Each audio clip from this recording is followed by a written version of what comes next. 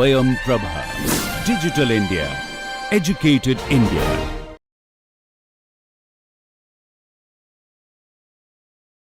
Okay, so we have been talking about virtually indexed, virtually tagged caches. Remember? Right? So there is, so how does the whole system look? So there is address space. This is the virtual address space. So your program has an address that gets added to the segment base and you get an effective address here. This effective address essentially goes through a page translation mechanism and you get a physical address which you use to basically access your RAM. Okay? Right? In this part there exists a cache memory also. So a copy of this RAM is kept in the cache, right? So what we suggested yesterday or last class was that we can use this effective address to the cache, right? We can use this effective address to find out if, to see if it is, there is a map, right? We can index and find out if there is a entry here, okay? And by that what will happen? If there is a cache hit, I can forget this whole stuff. If there is a cache hit, then I can forget this whole stuff. If there is a cache miss, then I need to basically look into this. Now that means what I am going to store in the cache is the effective address. I am using the effective address to index into the cache. I am using the effective address to also do what? I am using the effective address as the bits of the effective address as the tag bits also, right? So essentially this actually comes as a thing. Okay. Now what would be the disadvantage of this? This is what we stopped last time. So what is the disadvantage of a virtually indexed, virtually tagged cache? Palgat, are you able to follow my question? Yes. Why is that S so low? Still low. Okay. Okay. Tell me, what is the disadvantage of having a virtually indexed, virtually tagged cache? When I want a write back policy, I am gone, right? I have to do a reverse address mapping to find out. So I need to have a reverse page table and all. Okay. So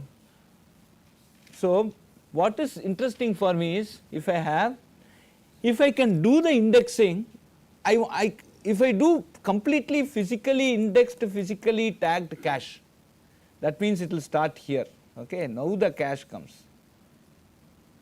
Okay, then it becomes extremely sequential. It becomes extremely slow. There is no advantage of having a cache, meaning I will not get that advantage of having a cache. Interestingly, what happens is this effective address is also, let me take the red pen here. Oh, wait. Okay. Is also having a bypass called this TLB, which you still remember, translation look aside buffer. Here itself I will get this physical address if there is a TLB. So, right. Now this is again indexing, right, and this is also indexing. So can I have something like a virtually indexed, physically tagged cache? Can I have a virtually indexed, physically tagged cache? That makes my life much more easier. In the sense, what happens is I get an effective address.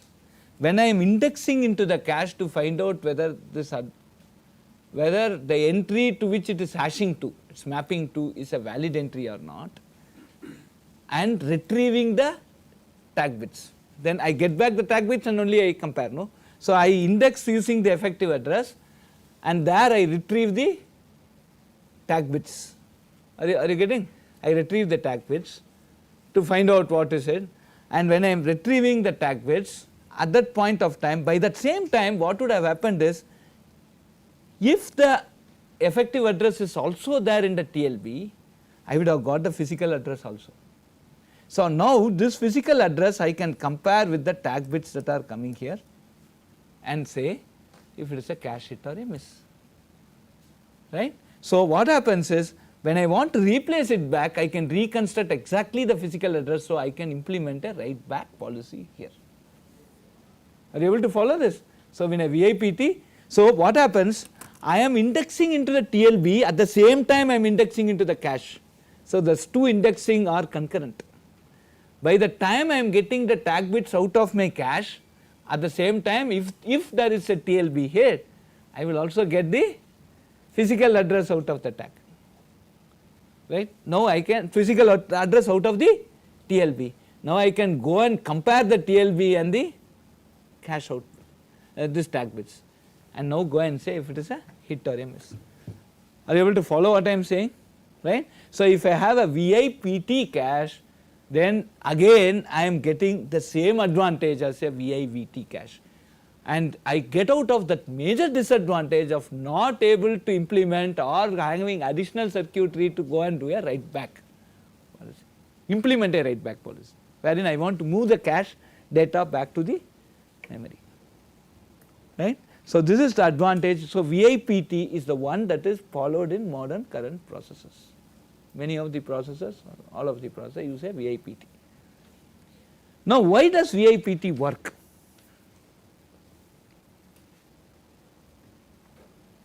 Okay, I told you, right, for lot of questions in computer architecture there are one word answer which will imply the answer. So why does VIPT as a concept work? VIPT is a success if I have what?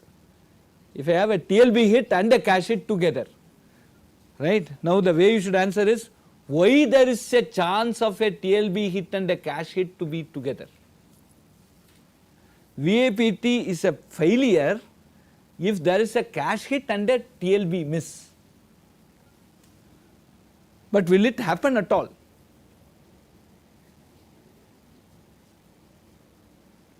It will not happen, because whatever address that are stored in the cache is a subset of the pages that are stored in the TLB. It will be recently used. If you are going to look at replacement, cache replacement would be more than the TLB replacement, because the granularity there is 4096 bytes. The size of a page is much larger than the block of a cache. So there will be very remote chance.